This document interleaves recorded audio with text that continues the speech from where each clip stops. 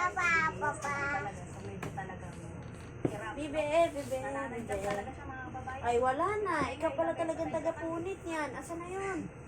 So ako kasi medyo talagang Pinupunit mo na naman. takot ako sa ganyan. Pero hindi naman total.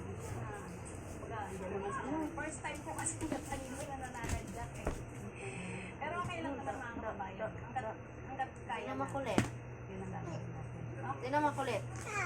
Manood ka doon, dali. Ngayon lang po talaga pumasok ng... Ay, da!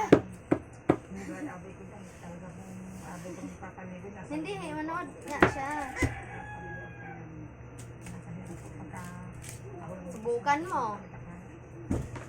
Ang ina. Basta pag dumating na lang po yung abay nyo is sana po mabigay sa... Manda ka sa akin. Malagyan natin. Nakunin mo lang. Kuya, Itago mo.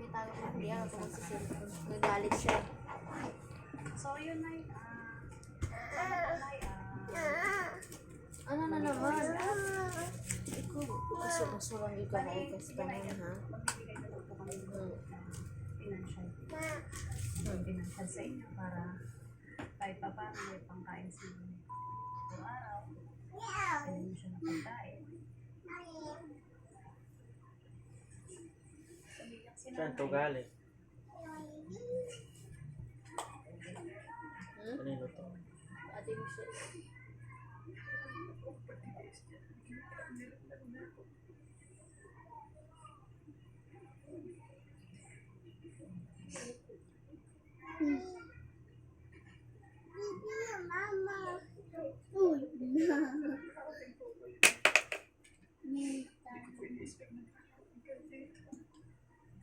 Sabot ng aming makakaya, tutulong ang team ng Department para po sa inyo.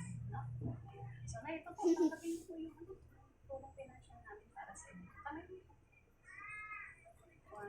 2, 3, 4, 5, 6, 7, 8, 9, 10.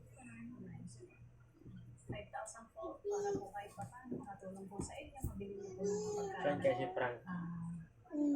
Kung makatulong po para sa inyo, para po kayo. Nag-day off siguro. So, try natin ng night po na po yung magagawa pa natin dali. Ang lakas ng trip mo. Sa karong kalari pa po kami makabalik dito is patulong pa po.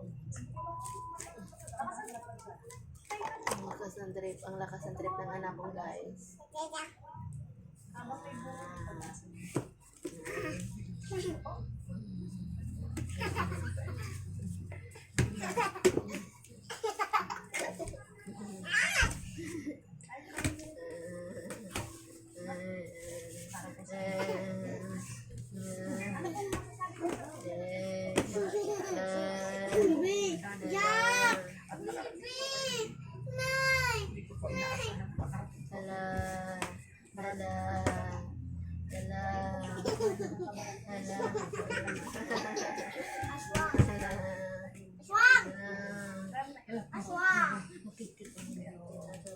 Sinabi natin is try natin